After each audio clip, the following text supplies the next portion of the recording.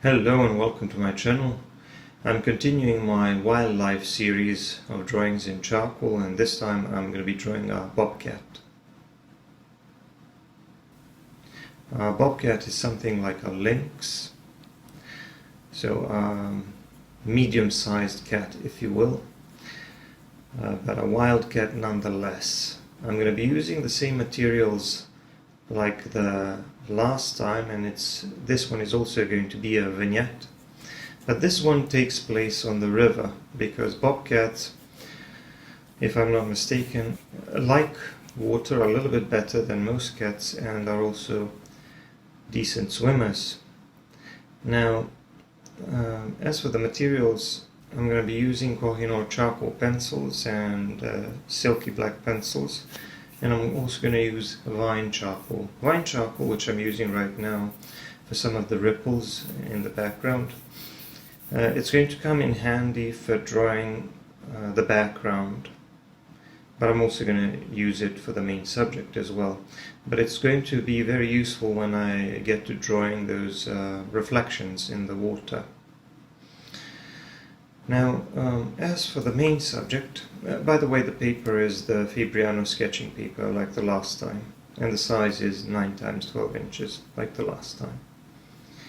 Now, when it comes to the main subject, it has these tufts of fur on the tip of the ears, but in comparison to the lynx, they are a little bit shorter, a little bit smaller, I think. For some of these smaller details, like not just the eyes, the pupils, the nostrils and things like that, I'm going to use the Koh-i-Noor silky black pencil, but I'm also going to use it for some of the finer work on the appearance of the fur, the texture of the fur and some of the smaller details. In all of the previous drawings in this series, I've used a combination of those Koh-i-Noor charcoal pencils and these Koh-i-Noor black pencils. The Koh-i-Noor black pencil feels a little bit more like a colored pencil, so it will give you a bit more precision, it will give you slightly cleaner lines, but it's also more matte, a little bit darker than average colored pencils, so it's probably some kind of a mixture of charcoal and some other binder. Because the scene takes place in the water, some of the fur, especially on the bottom part of the cat's body, will have to appear wet. I'll get to those effects a bit later. Right now I'm focusing on the fur, this short fur on the head and the face. And because it's not a very large drawing, some of these hairs, some of that fur is so short that it's difficult to imitate the appearance of the fur just by drawing short marks and dots. You can't really do that because it would be very time consuming. So often I will just imitate the appearance of short fur just by dragging either the pencil or that piece of willow charcoal and allowing it to produce a texture of its own. And this texture that looks like a bunch of small dots, I will use that to create the illusion of really short fur. On the ears, however, here you can see there are some slightly longer, lighter hairs on the inner part of the ear. I shaded the eye, and now I'm working around it, drawing some of these stripes or dots around it. This is where the reference photo comes in handy, because you have to pay attention to the distribution of those darker spots. In bobcats, these spots, these patches of slightly darker fur are more noticeable. So I have to make sure to put those in. The left side of the face, the left side of the head, will be a little bit darker, so I'm going to put in a little bit more value on that side, and on the other one I'm just going to use less pressure and less value. The whiskers, I just drew a couple of them, first with a pencil eraser and then with a pencil, because I just need a few suggestions. Whiskers, I don't really need to make them super detailed. It's not like they're very discernible in my reference either. You can see my reference in the description if you want. And now moving on to the other eye. For all of these smaller details I'm using the Koh-i-Noor black pencil. If you can't find the exact same brand of the materials I'm using, you can just use any charcoal pencil as long as you can sharpen it to a decent tip. And if you want more precision, you can use a black colored pencil in combination with that, any black colored pencil, like a Prismacolor, Faber-Castell, whichever. Because black colored pencils go well with charcoal, better than graphite for sure, because graphite is lighter and more greasy and more reflective. Anyway, as you can see, I'm shading the right side of the face, our right, and putting down some gentler marks on this side because it needs to be lighter. With the ear, because there are a lot of these overlapping lighter hairs, I'm going to do a little bit of erasing, but it doesn't have to be perfect because, like I said, it's not a very large drawing. It's seen from a certain amount of distance, so there's only so much detail you can put in. Here on the nose area you can see how short that fur is, and I usually imitate that short fur just by dragging the pencil and allowing it to create a texture that looks like short fur. For some of these larger, darker patches of fur, like those stripes and spots on the head and elsewhere, I simply have to make more deliberate marks, making short marks either with my charcoal pencil or a silky black pencil.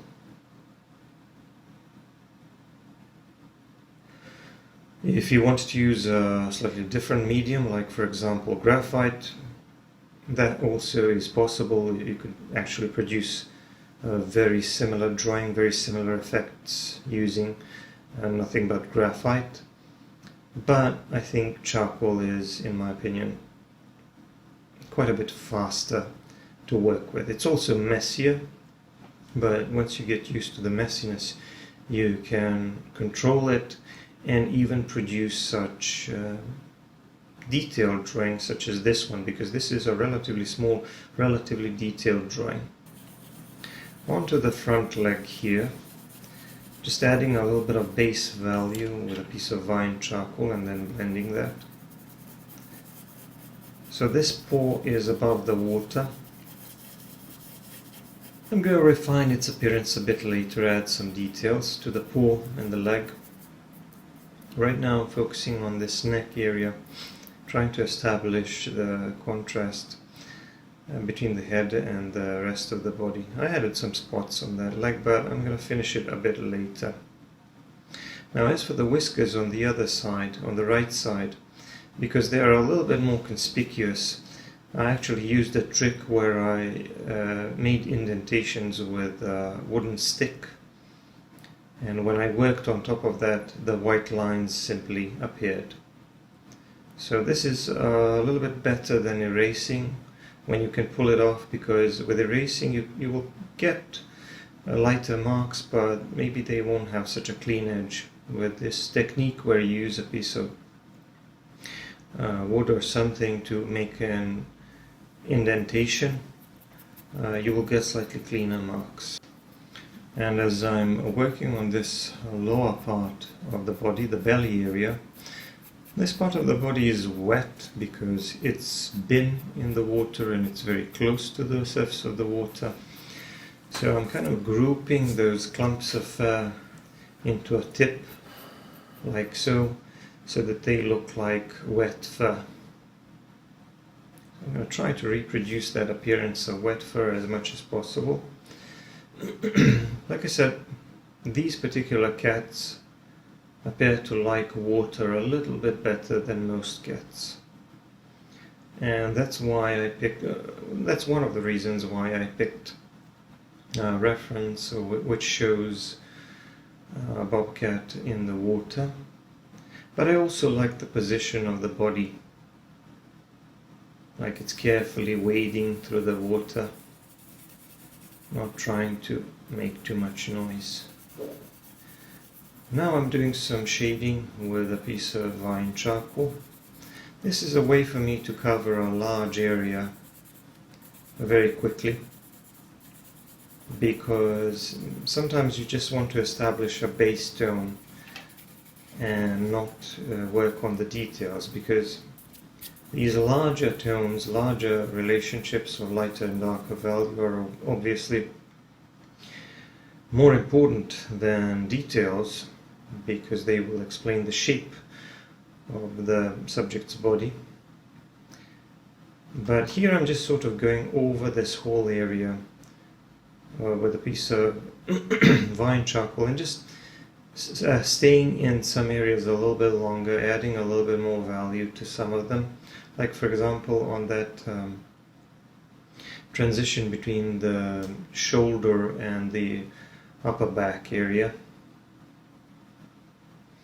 And now I'm blending everything with a brush. I use a couple of different brushes, either soft synthetic brushes or these harder bristle brushes. And once I have that base tone in place, I'm just going to work over it with a charcoal pencil, adding some of these spots and adding some suggestions of the texture of the fur.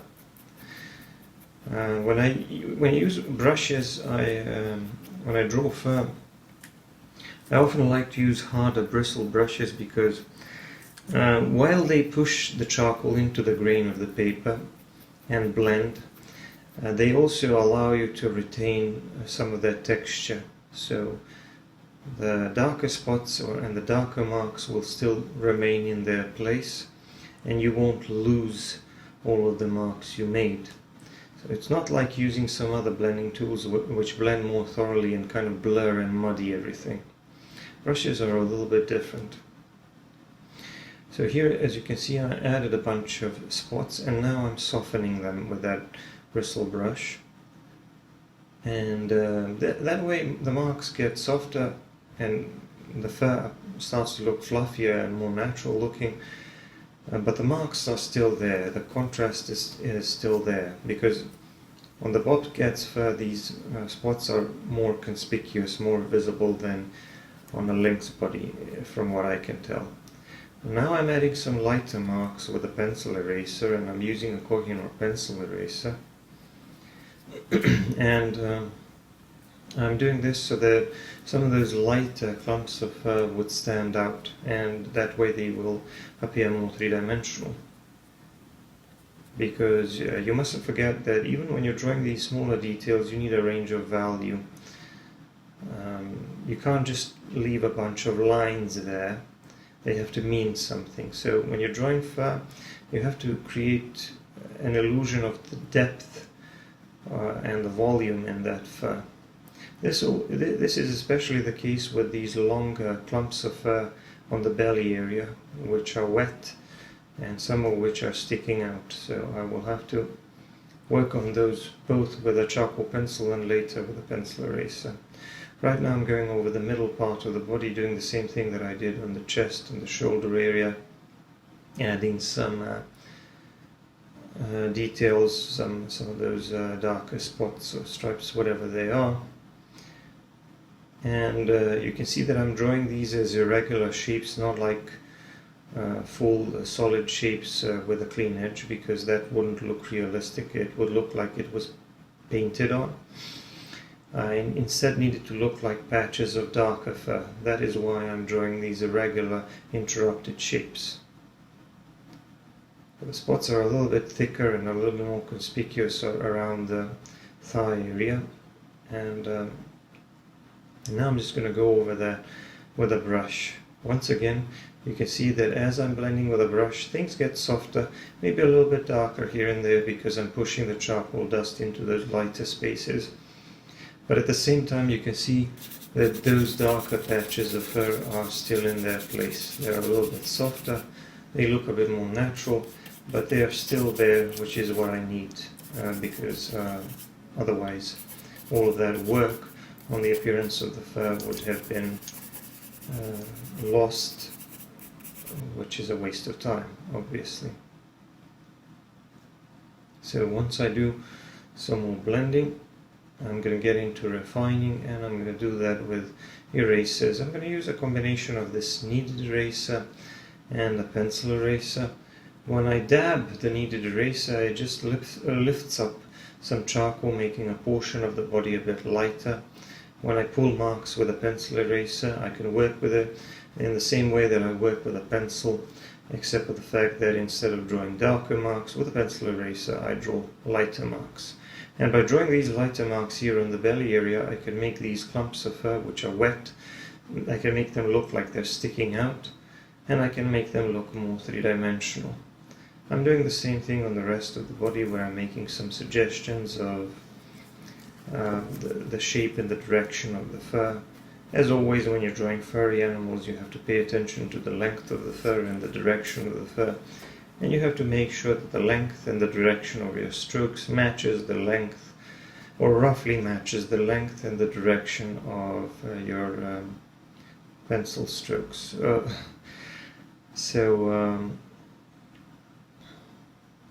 I am doing more work on this middle part of the body and the thigh area, and basically refining the appearance of the fur there. Sometimes I will just go over the whole thing, just barely grazing it with a pencil, adding some random texture here and there, just to make the surface appear more complex. But that's just a trick that I often use as a finishing touch. Here I'm going to reinforce some of these darker spots a little bit more with a charcoal pencil in those areas where I feel like maybe they're a little bit too light, so I'm going to add a little bit more, make them a bit darker, even though I think that I've already established a nice range of value. Now comes the interesting part, where I have to draw the reflections in the water, and here I decided to use a piece of vine charcoal. Vine charcoal is soft natural charcoal that comes in sticks, and it's softer and crumblier than the pencils because they're made out of compressed charcoal. Vine charcoal sticks can also be sharpened a little bit if you want to get a slightly smaller tip, and if you want a little bit more precision when you're making these marks. Now you're probably wondering, why did I choose to do this with vine charcoal instead of a charcoal pencil? Well, with vine charcoal you can make these larger marks, whereas with pencils you normally make smaller or thinner marks. But that's not the only thing. Vine charcoal, because it's so soft, and this goes for willow charcoal because it's basically the same thing. Because it's so soft, when you make these larger marks, the marks are fuller, meaning that there is little texture in them, and there is not that many of those tiny white dots, white spaces in the mark itself, because the stick is softer and it fills the tooth nicely. Now, the interesting thing about it is it doesn't really stick to the surface of the paper, so you can easily dig it out or move it around to blend a little bit. But in some cases here I will want to blend a bit, but in other cases I will want cleaner marks with cleaner edges, which is why this piece of vine charcoal was so useful. I already refined the appearance of this reflection a little bit. It doesn't have to be perfect. And now I'm going to add some, and of course the reflection itself is interrupted. It consists of interrupted shapes because there are small ripples in the water. Now I'm going to draw some grass and some weeds and stuff like that next to the water, because the scene obviously takes place near a river bank. So I'm just going to draw a little bit of this grass here and there. And because this is a vignette, I'm not going to draw all the way to the edge of the paper. Instead, I'm just going to make some suggestions of those clusters of grass here and there. and I'm going to fade them towards the edges. I'm going to do a little bit of work with a pencil eraser as well, because I want some of these blades of grass to show up against the darker surface of the water, because the water is darker in those areas where it's reflecting the cat's body. I also added some tiny details with a kneaded eraser, some smaller lighter ripples in that water, and a few other blades of grass here and there, just to interrupt the shape of that reflection and make it look more random and more realistic. I did a little bit of softening with a brush, but I don't want to spoil the shapes that I already created. I just want to fade the edges of the vignette a little bit, and here and there I will make the reflection just a little bit darker where I feel like it needed a little bit more value, or maybe some slightly cleaner shapes. Other than that, the drawing is mostly done. There are also some ripples in the background, like some suggestions of the ripples, so that we can just have that feeling like the scene takes place on the water. I'm just adding some random ripples here and there, maybe adding a little bit more value as needed. And the drawing is now finished. I'm going to put my signature in the lower right corner, and I hope you enjoyed the drawing process. Don't forget to check out my other videos. I've done many drawings of animals in charcoal, but for longer videos and more content, you want to check out my Patreon. Thanks for watching, and bye for now.